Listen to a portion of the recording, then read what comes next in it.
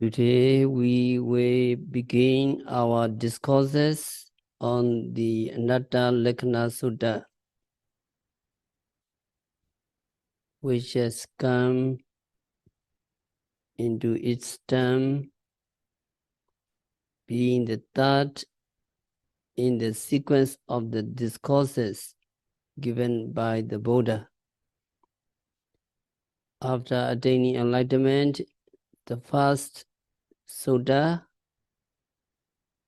Buddha expounded was Dhammacakkappavattana Sutta. Second, Himawata Sutta. And third, Anattalakkhana Sutta. First, we have to recite the Anattalakkhana Sutta Pali. Open your menu book, page 115. Pay attention to my recitation. Listen to my recitation.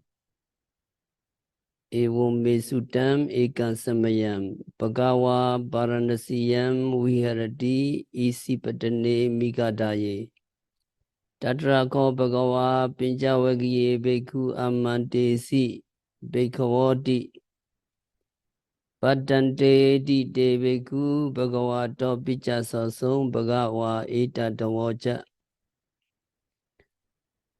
The first teaching, Rupam bhikkhave anatta Rupinja hidam bhikkhave atta abhavesa naidam rupa abhadaya samviteya labbe taja rupe evam me rupam hotu evam me rupam ma hositi Jasamaja ko bhikkhave rupa anatta tasama rupa abhadaya samvitati naja labati rupe evam me rupam hotu evam me rupam ma hositi. So can you follow me? Evam me suttam ekam samayam bhagava varanasiyam viharati isipatane mikadaye tatrako bhagava pinjavagiye bhikkhu ambandesi bhikkhavoti Padante di te bhikkhu bhagavato pichasasam bhagava eta davocha Rupam bhikkhave anatta Rupinja hidam bhikkhave atta abhavesa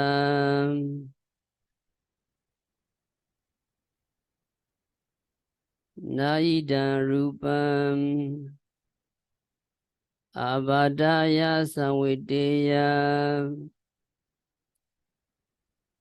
labbe taja rupe evam me rupam hotu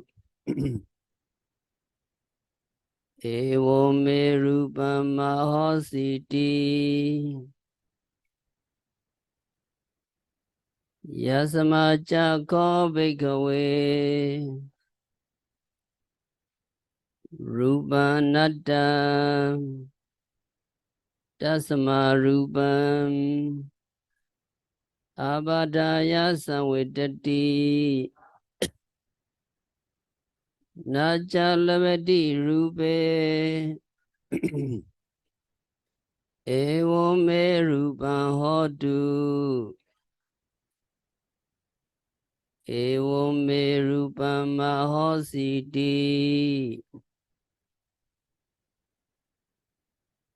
We recite together slowly. Evam me suttam ekam samayam Bhagawa Varanasiyam Viharati Isipatane Migadaye Tadrago Bhagawa Pinjavagiye Bhikkhu Amandesi Bhikkhavati Padandeti Te Bhikkhu Bhagavato Pijasaso Bhagava Etadavocha Rupam Bhikkhave Nattam Rupinjahidam Bhikkhave Atta Abhavisam Naira Rupam Abadaya Samviteya Labetacha Rupe Evo Me Rupam Hotu Evo Me Rupam Mahositi Yasamaja Go Bhikkhave Rupam Nattam Tasamarupa Avadaya Samvitati Nachalavati Rupe Evo Me Rupa Hotu Evo Me Rupa Mahositi. Number one, Rupa Bhikkhave Anatta. Repeat again. Rupa Bhikkhave Anatta Rupinjahidam Bhikkhave Atta Abhavisam Naira Rupa Vadaya Samviteya Labetacha Rupe Evo Me Rupa Hotu Evo Me Rupa Mahositi Yasamaja Go Bhikkhave Rupa Nattam Tasama Rupa Avadaya Samvitati Nachalavati Rupe Evo Me Rupa Hotu Evo Me Rupa Mahositi.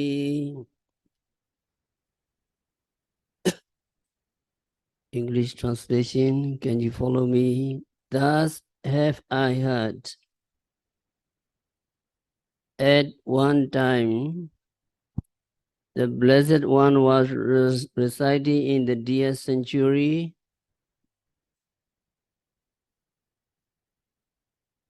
of Isipatana, near the town of Varanasi.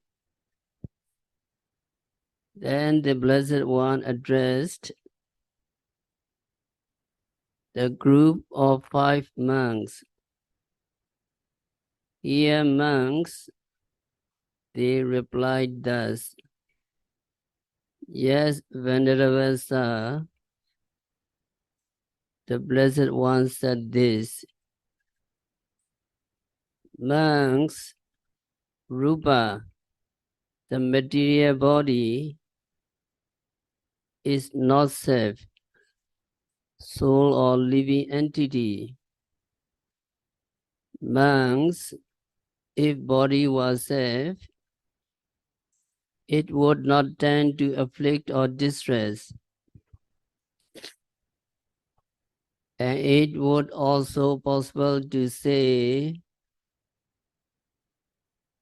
let my body be thus.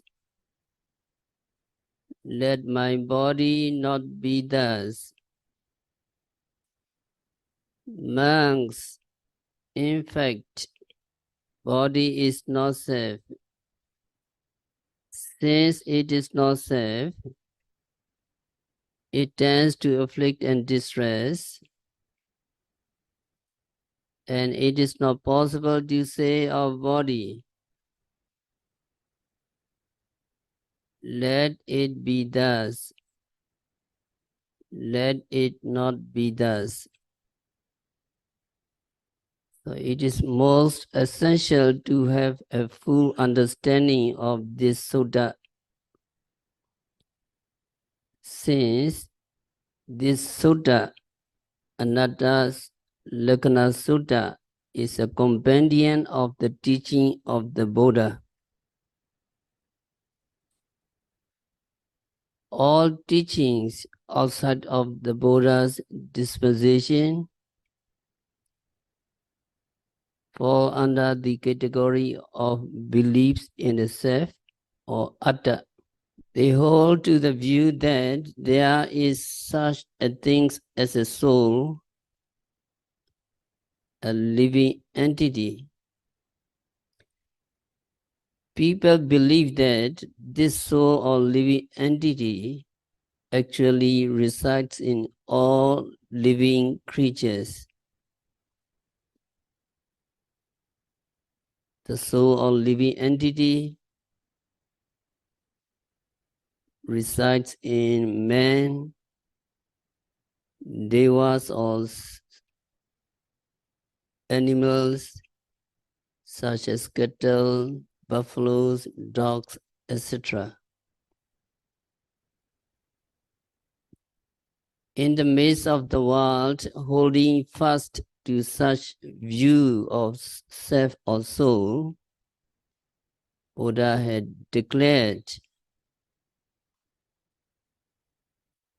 Atta, soul or living entity, is not a reality. It is only a conventional term. What really exists in ultimate sense is a continuous flow of namarupa, continuous flux of material and mental processes, and impersonal phenomena. So it is essential to understand thoroughly and comprehensively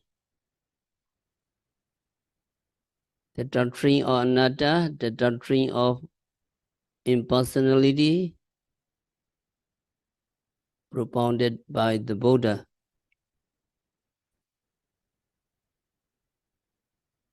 The doctrine of anatta had already been dealt with by the Buddha while elaborating on the Four Noble Truths during the course of the teaching the Dhammacakkappavattana Sutta, the turning the wheel of the Dhamma, the first discourse. And at the time of teaching the Hemavata Sutta also, the doctrine of Anatta was expounded when the Buddha explained that Chatsu Loko Samuppanno, with the arising of six bases, eye base, ear base, nose base, tongue base, body base, and mind base.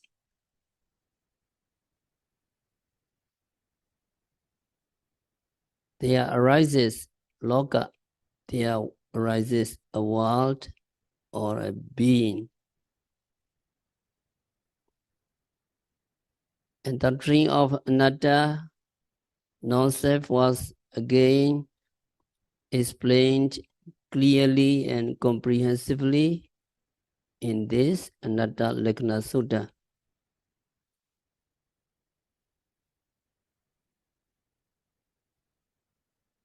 Having in view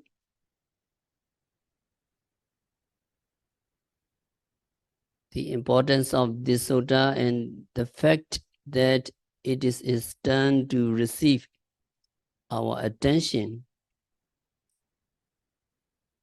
being the third discourse given by the Buddha.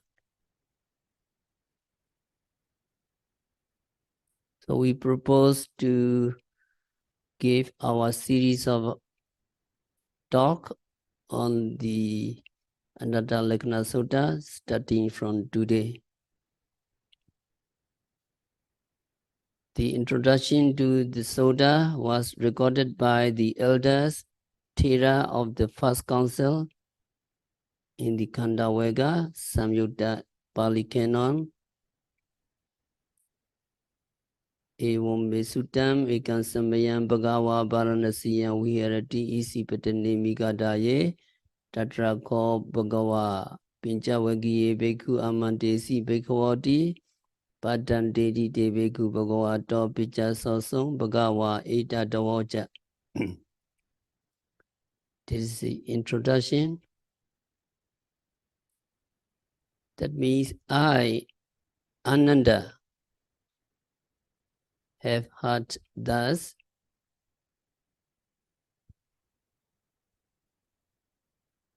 Began the Venerable Ananda in answer to the question of the Venerable Mahakassapa,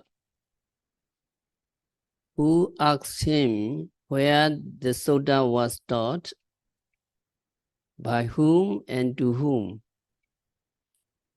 Venerable Mahakassapa asked.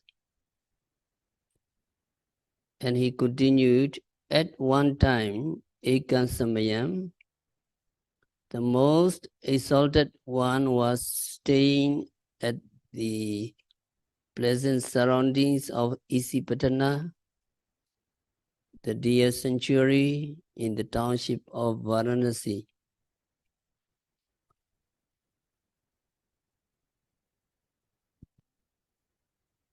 Every sutta in the collection of discourses is introduced with the words Evam me suttam,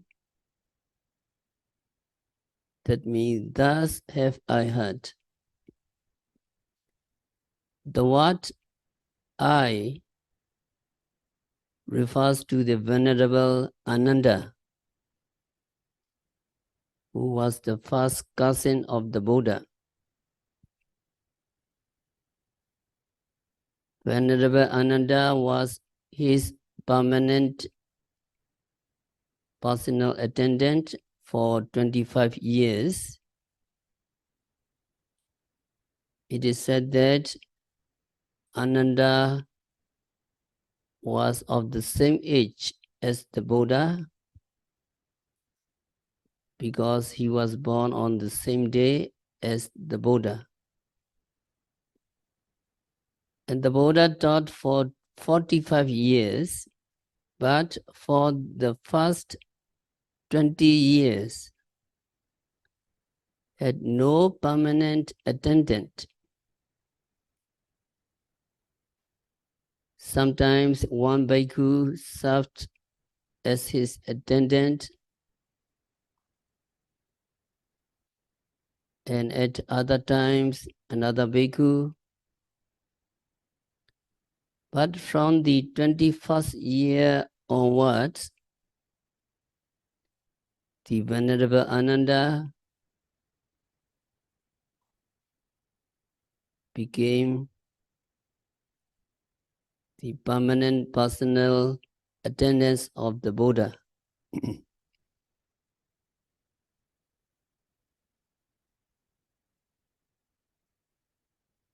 And when Buddha passed away in 544 BC,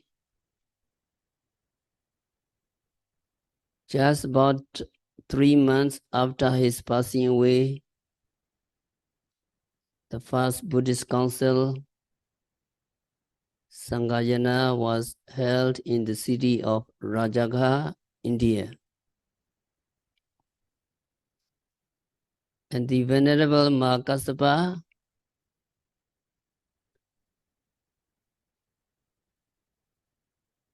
acted as the president of that council.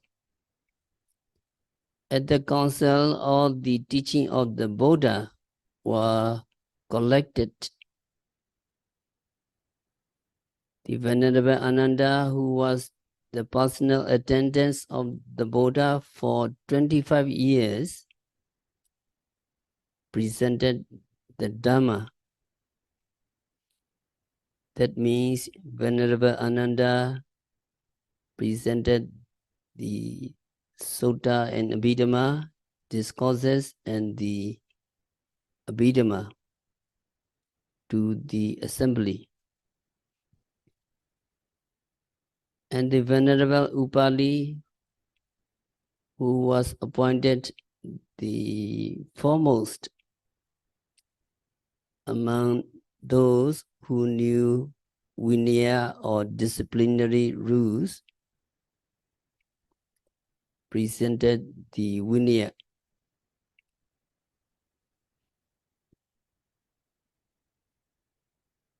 So this is regarding Evam Mesutan, have I heard Venerable Ananda answer to the question of the Venerable Mahakassapa.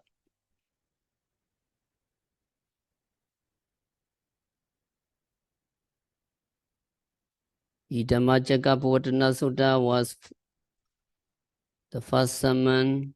It was delivered in the evening of the full moon day of Waso, July.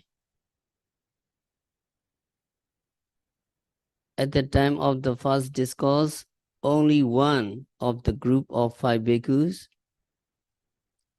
Venerable Kuntinya, attained the first stage of the higher knowledge, Sottapatti Megaphala, and he became a Sottapanna, a stream winner.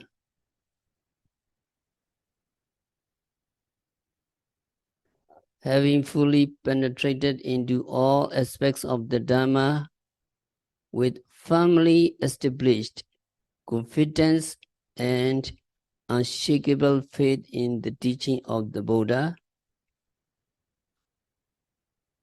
Venerable Kundinya has sought and gained admission into the order of the Buddha.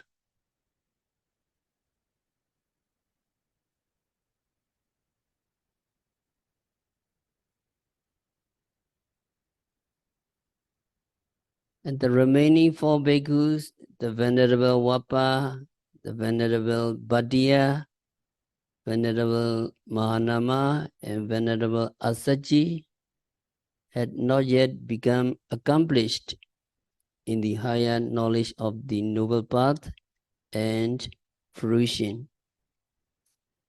So Buddha urged them to engage themselves in the strenuous practice of the Dhamma under his personal guidance.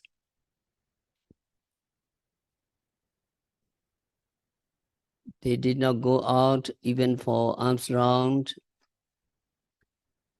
Buddha himself also stayed in the monastery constantly without going out for alms food in order to attend to them and assist them in removing the obstacle, mental hindrances and impurities that arise in the course of meditation practice. So instructed and guided by the Buddha, and striving arduously and incessantly,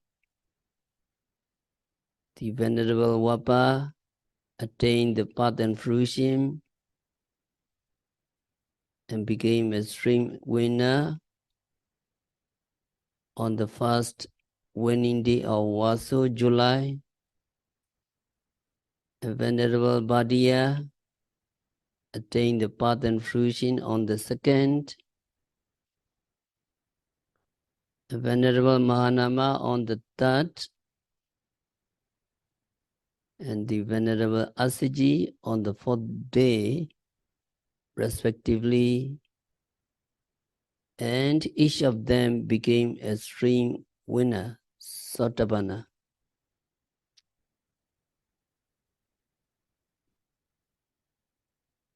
So we need to understand that the four venerable monks were not accomplished yet to attain the higher knowledge by just listening to the discourse. These monks still had to strive for it, and so Buddha required them to engage themselves strenuously in the practice of meditation. In view of this fact,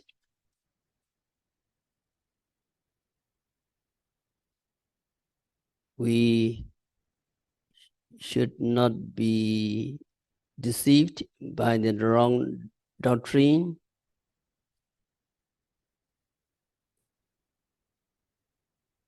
which say in a very irresponsible manner that a status of Sotapanna, a status of string winner, could be attained by just listening to the discourse.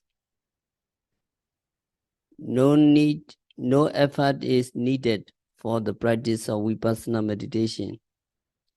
It is wrong. Without practice, we cannot gain any enlightenment. So the commentary say that after all the five bhikkhus had become string winners and received ordination as members of the Buddha's order, the Anattalakkhana Sutta was taught on the 5th waning day of July, Waso. Thus, Ekan Samayam at one time in the introduction means the 5th waning day of July, while the Blessed One was still staying in the deer sanctuary near the town of Varanasi, India. At the time when the Buddha was staying in the deer sanctuary in the township of Varanasi, Buddha addressed the group of five bhikkhus. Bhikkhu, O monks, and the group of five bhikkhus answered, Bhaddante, Reverend Sir. Then the Buddha taught the Dhamma.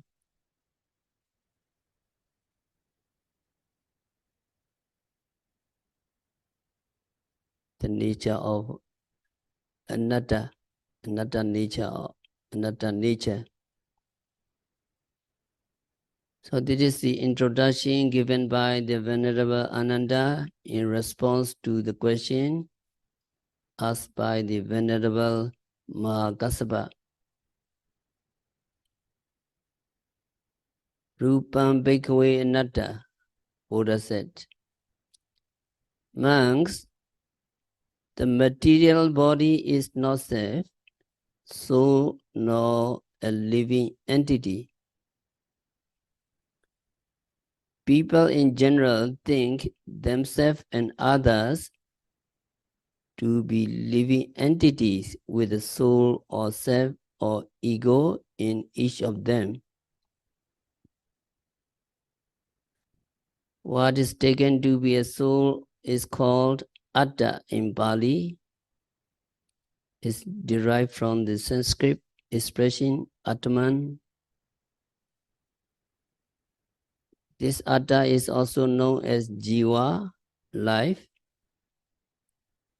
So Atta conveys the concept of life, soul or entity.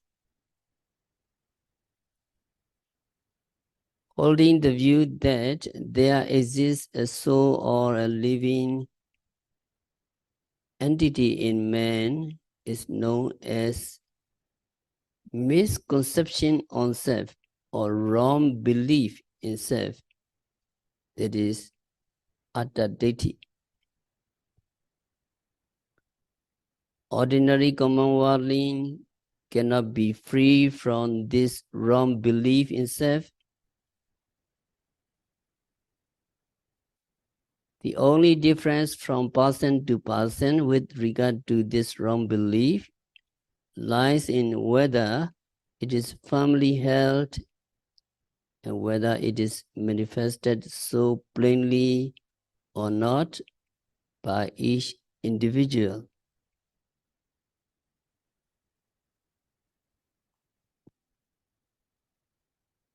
In a person who has become accomplished in the knowledge of Namarupa, mental and physical phenomena,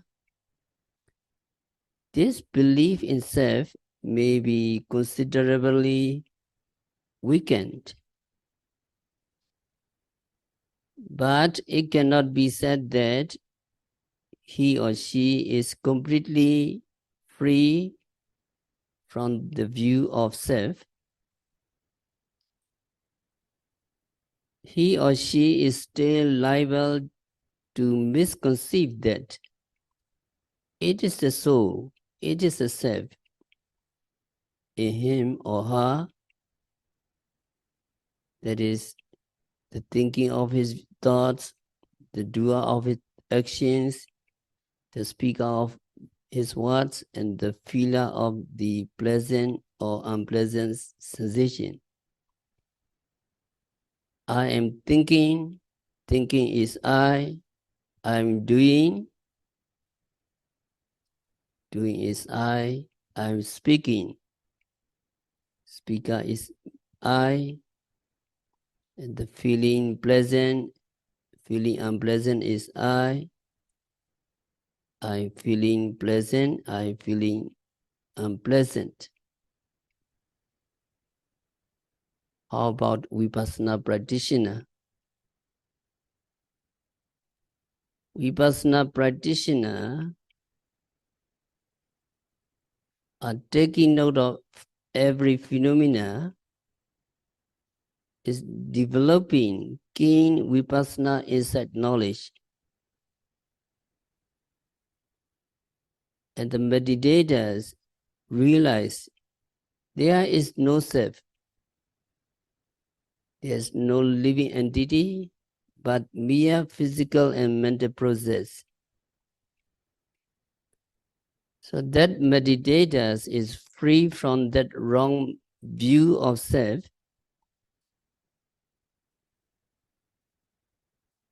but only for the duration of your Vipassana practice. As soon as you stop meditating,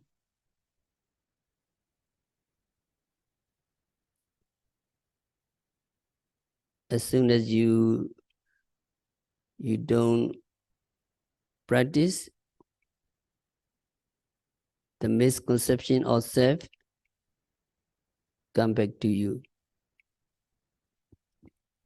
So in order to remove this misconception of self and make it clear that there is no such thing as soul or living entity in the psychophysical phenomena, in the rupa nama of our own body, and in the rupa nama of others' bodies, Buddha began the discourse with the pronouncement Rupam Bhikkhave Anatta. Monks, material form is not self, soul nor living entity.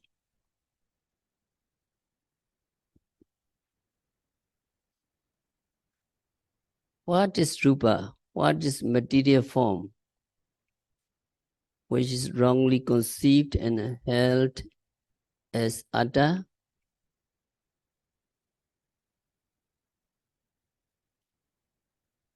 The sensitive material qualities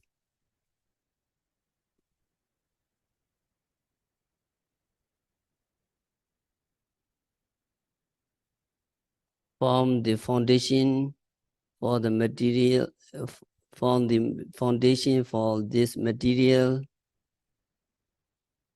They are the sensitive parts of the eye sensitivity,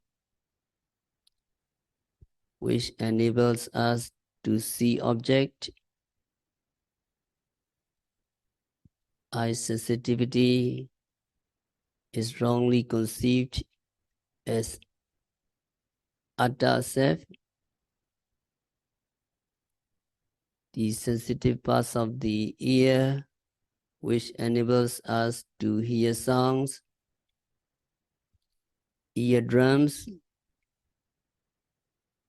is wrongly conceived as Atta self. The sensitive parts of the nose, which enables us to smell odors, nose sensitivity is wrongly conceived and held as Atta self. And the sensitive parts of the tongue, which enable us to sample the taste, tongue sensitivity is wrongly conceived as Atta. And the sensitive parts of the body to feel the touch, body sensitivity is wrongly conceived as Atta. And the material qualities of base, that is the seat of consciousness, and the material quality of the life principle of vital force.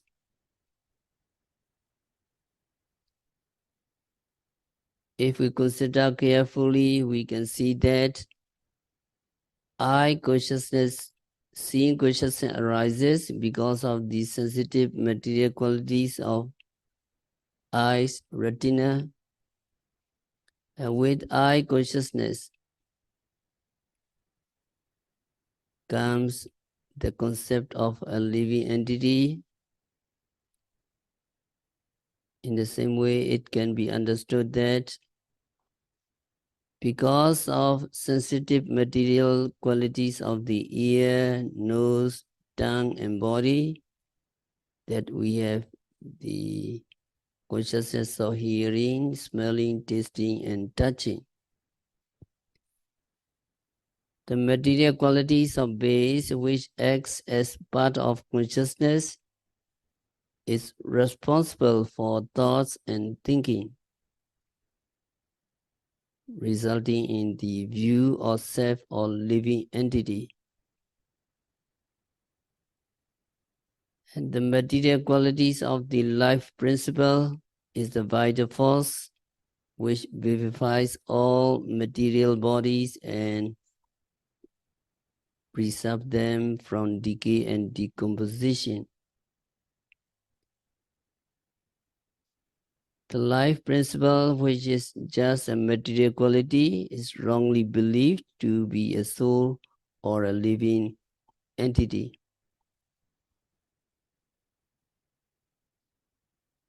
In the absence of sensitive material qualities, such as the sensitive parts of the eye, ear, etc., there is no such thing as soul or entity. For instance, you can consider a wooden figure of a man which resembles a living person in appearance, but it is devoid of the sensitive material qualities of the sense organs. Consequently, such a wooden figure,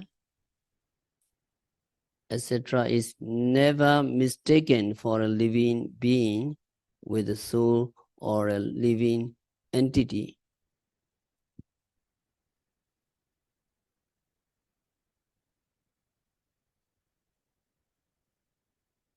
There arises also no view of a soul or living entity with respect to the body of a person who has just died.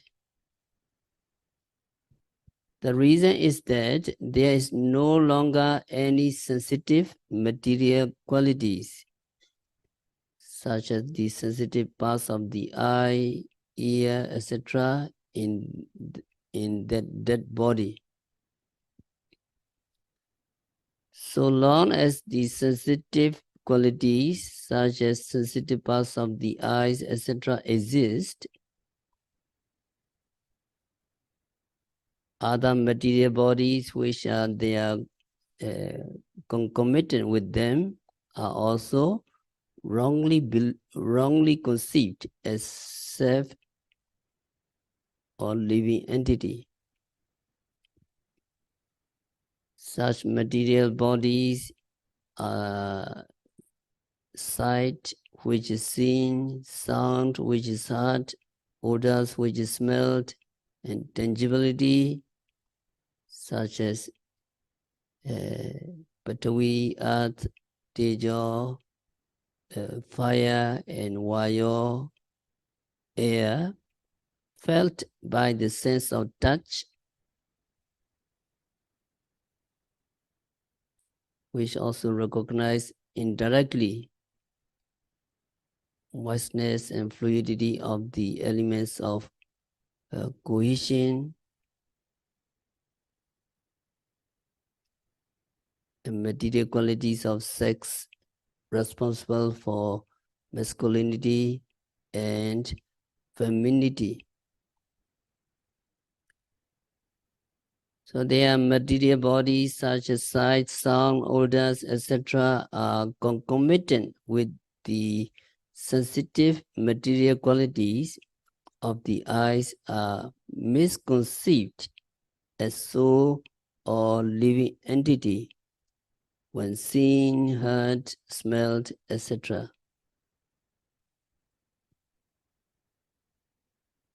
In short, the whole material body, which is coexisting with the eyes, etc., is regarded to be a living entity.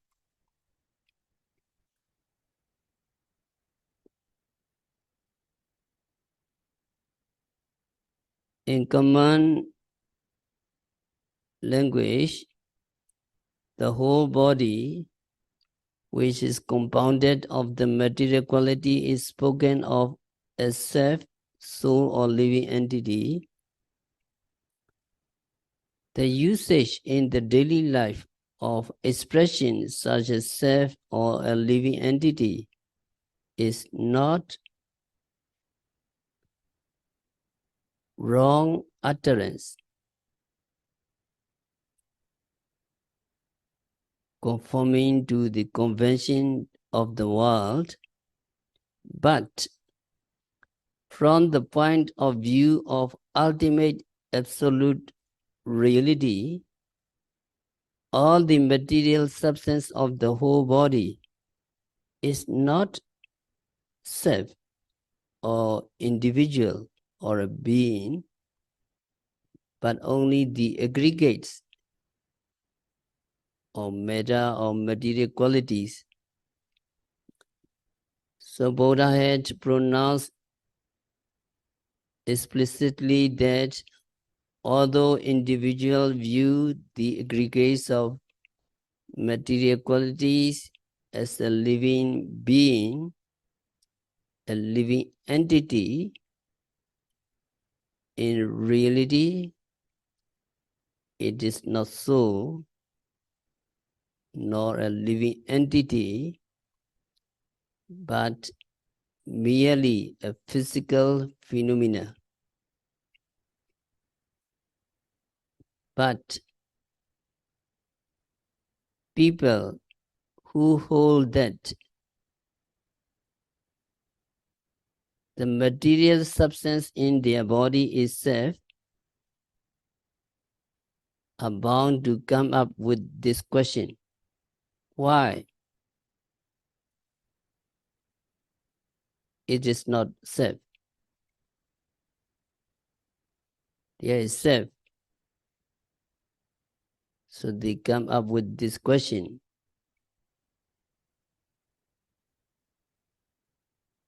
So Buddha had to provide an explanation why this body is not Atta. Rupinchahidam bhikkhave atta abhavesa naidam rupa abhadaya samvit Deya. Monks, if body was self or Atta, the inner core of your own body, then body would not tend to affliction or distress. And you should be able to manage of your body. Let my body be in the best of condition. Let my body not be in the worst of condition. It should be possible to influence your body in this manner.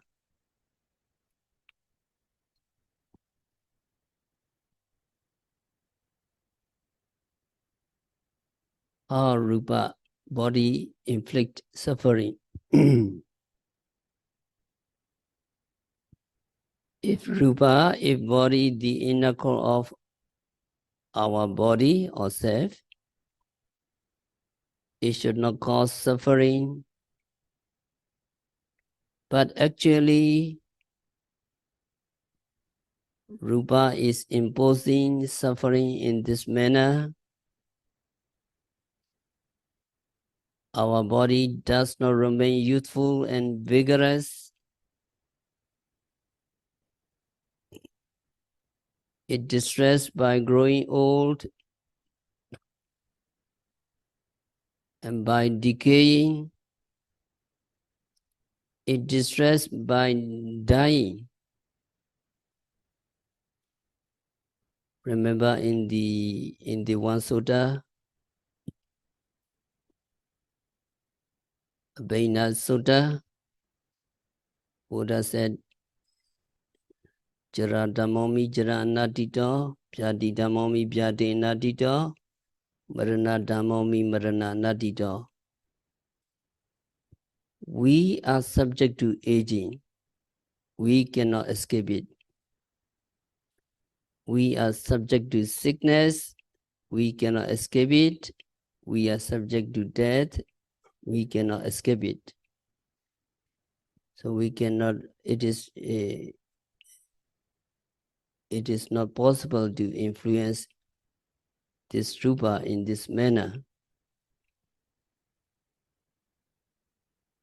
So reflect on your body and reflect on this sutta. Can you follow me? I am subject to aging.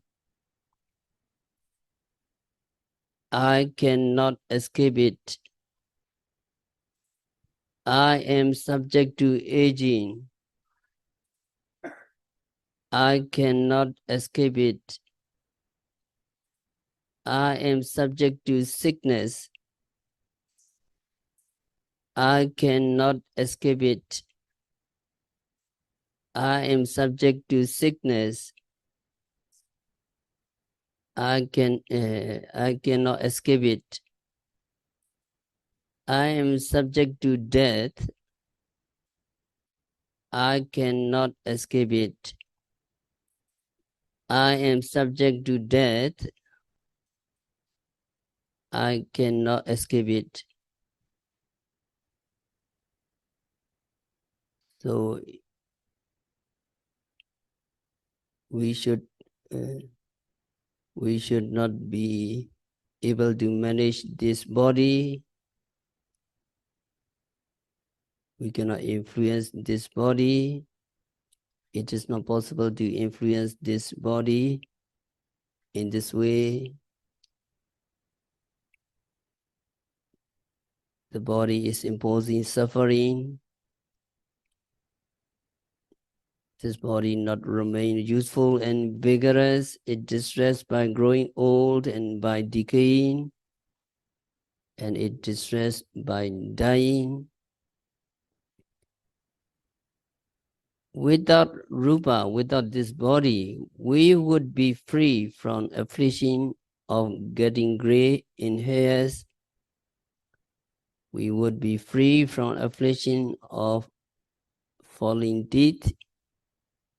We would be free from affliction from getting bent hash.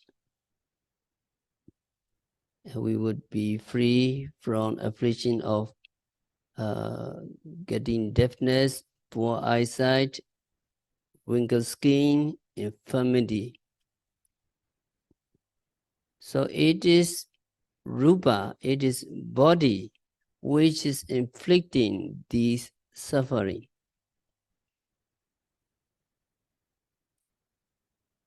Again, because of our body, we are troubled with sore eye, earache, toothache, stomach ache, backache, feeling hot, feeling cold, painful, itching, and with disease of blood, skin, stomach, urine, or with high blood pressure, etc. So these ailments arise because of body, through which they make their manifestation. We suffer from hunger and thirst because of this body, because of this rupa, and because of it, we are subjected to attacks by mosquito, insects, or affliction by other oppressors, and various kinds of virus.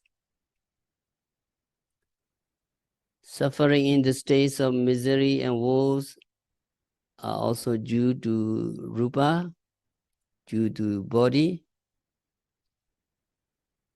In short, we suffer from all these various ailments and affliction because of rupa, because of our body.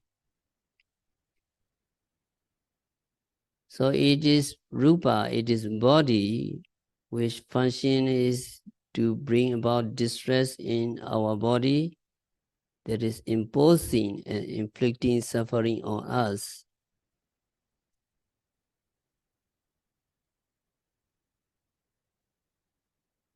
In addition, rupa is responsible for the phenomena of death in human existence.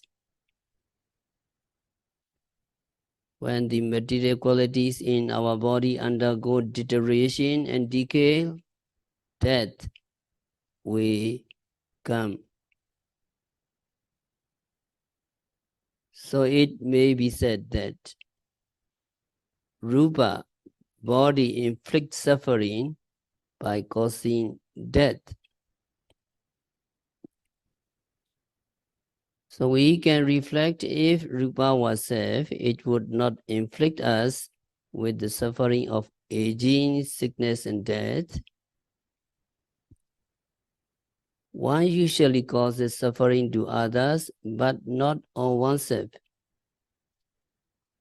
So if rupa was safe, or the same inner core of the body, it should not inflict suffering on itself by bringing about aging, sickness, and death.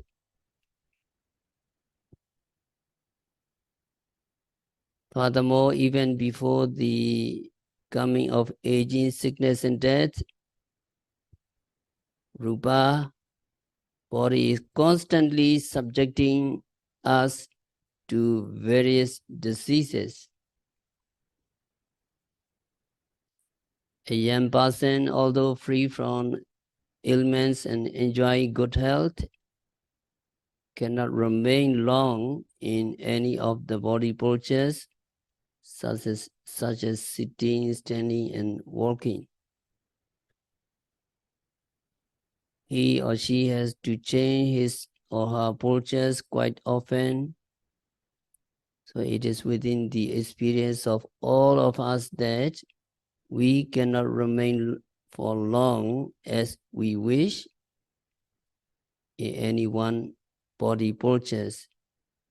So during the practice, sitting, walking, and other activities have to be alternate. So we find it difficult to remain seated for an hour or 1 hour or 2 hours without changing postures, or to lie down for 2 or 3 hours. Constant changing of postures is necessary by feeling of hotness or tiredness in our limbs after a certain time in one position. All these distress arise because of our body, because of this rupa. In other words, it is our body, it is rupa that is inflicting these distress. So we may reflect that if rupa was self, it would not impose these suffering in us. So we will continue next time. We have to stop our discourse for today. May you practice well. May you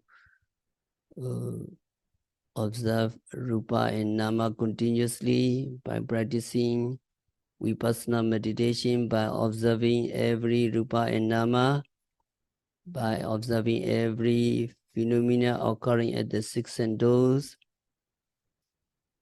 by noting rising, falling, sitting, touching, standing, walking, seeing, hearing, smelling, continuously and meticulously. May all yogis see the true nature of impermanent suffering and non-self nature of rupa and nama.